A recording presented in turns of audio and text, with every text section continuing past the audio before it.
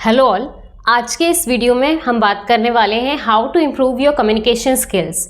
यहाँ पर मैं पहले ये बता दूं कि मेरी कम्युनिकेशन स्किल्स भी कोई बहुत ही बेहतरीन नहीं है कि मैं आपको इस बारे में बता सकूं, लेकिन जितना जो कुछ भी मैंने अपने आप में इम्प्रूवमेंट किया है, आज अपनी जर्नी से वही टीचिंग्स मैं आपके साथ इस वीडियो में शेयर करना चाहूँगी।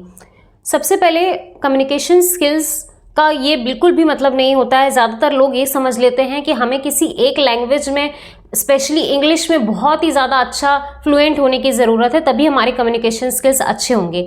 मेरे हिसाब से कम्युनिकेशन स्किल्स का सीधा सीधा मतलब है कि आप अच्छी तरह से कम शब्दों में अपने आप को एक्सप्लेन कर पा रहे हैं, अपनी बात को रख पा रहे हैं।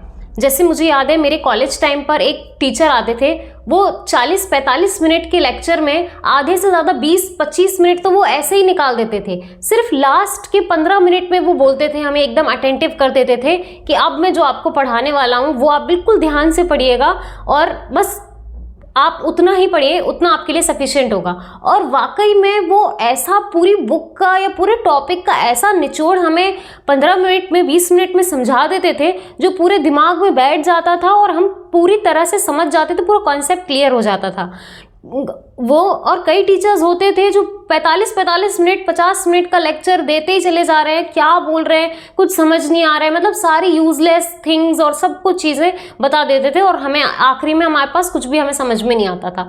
तो मेरे हिसाब से मुझे यही लगता है, कम्युनिकेशन स्किल्स का मतलब यही है कि आप 10-15 मिनट में भी अपनी ऐसी बात बता सकते हैं सामने वाले को जो उसके दिल दिमाग पे बिल्कुल बैठ जाए, उसको समझ में आ जाए कि सामने वाला कहना क्या चाहता था और उसे याद हो जाए कि हाँ भाई, इसने ये बात बोली थी। अब आप उसके सामने 10 टाइप की 10 तरह से बातें बोलोगे तो उसको समझ में नहीं आएगा कि उसने ये भी बोला था, ये भी बोला था, मतलब इंपॉर्टेंट क्या है। तो ये चीज़ें मुझे लगता है कि कम्युनिकेशन स्किल्स में यही चीज़ इंपॉर्टेंट होती है।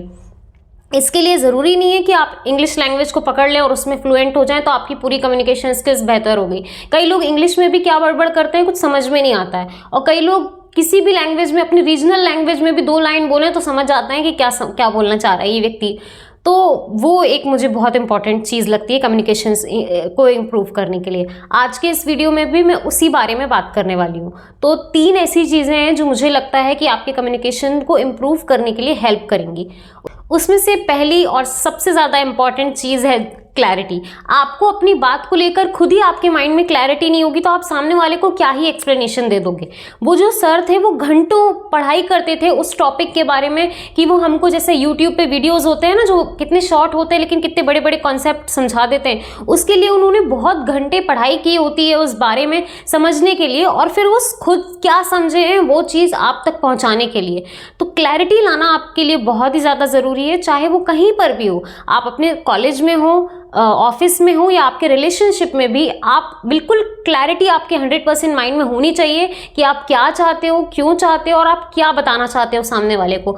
जैसे हम अपने प्रोग्रामिंग में भी हम एक प्रॉब्लम को कैसे फेस करेंगे, उसके कुछ फेजेस होते हैं, कुछ स्टेप होते हैं, कुछ एक एल्गोरिथम होती है पर्टिकुलरली, कि पहले हम देखेंगे कि वो प्रॉब्लम क्या है, उसके बाद उसका सोल्यूशन क्या निकल सकता है, उसके बाद हम उसको डिलीवर कैसे करेंगे। तो ये सारी चीज़ें आप बिल्कुल एक क्लैरिटी के साथ अपने माइंड में अगर आपके रहेंगी तो आप और ज़्यादा अच्छे से अपनी बात सामने वाले को रख सकोगे। और बहुत ज़्यादा बड़बड़ करने की ज़रूरत नहीं है, बहुत कम शब्दों में और बहुत कम समय में आप सामने वाले को अपनी चीज़ समझा सकोगे।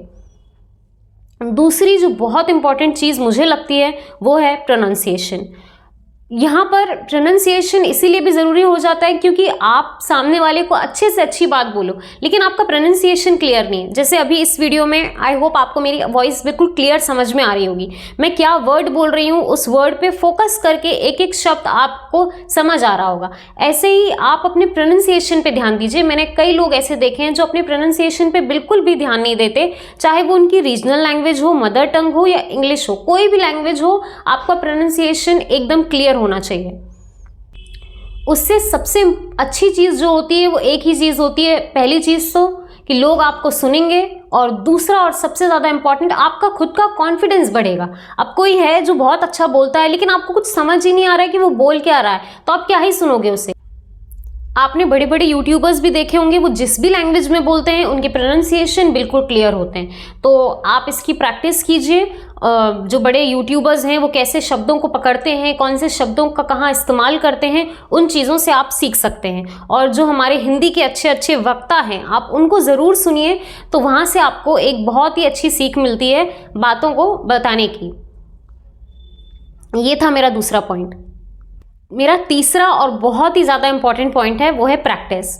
ऑब्वियसली, क्योंकि अब जैसे ये वीडियो मैं यहाँ पर बना रही हूँ, मैंने इन तीनों पॉइंट्स की पहले से प्रैक्टिस की हुई थी। पहले से मैंने सोचा हुआ था कि मैं क्या बताऊँगी, कैसे बताऊँगी और क्या पॉइंट्स रहेंगे मेरे, इसीलिए मैं ये वीडियो अच्छे से डिलीवर कर पा रही हूँ। अब मैं यहाँ पर बैठकर ही सोचूं कि मुझे क्या बोलना है, तो आपको भी बात समझ में नहीं आएगी। मैं पहले कुछ बात बोलूँगी, फिर मैं बोलूँगी कि नहीं मैं दूसरे तरीके से समझाती हूँ, तो पूरी बात की चूड़ी मर जाएगी। जैसे हमारे लैंग्वेज से, हमारी देसी लैंग्वेज में बोलते हैं, बात की चूड़ी मर जाना, मतलब जो बात का मतलब होता है वही समझ नहीं आएगा।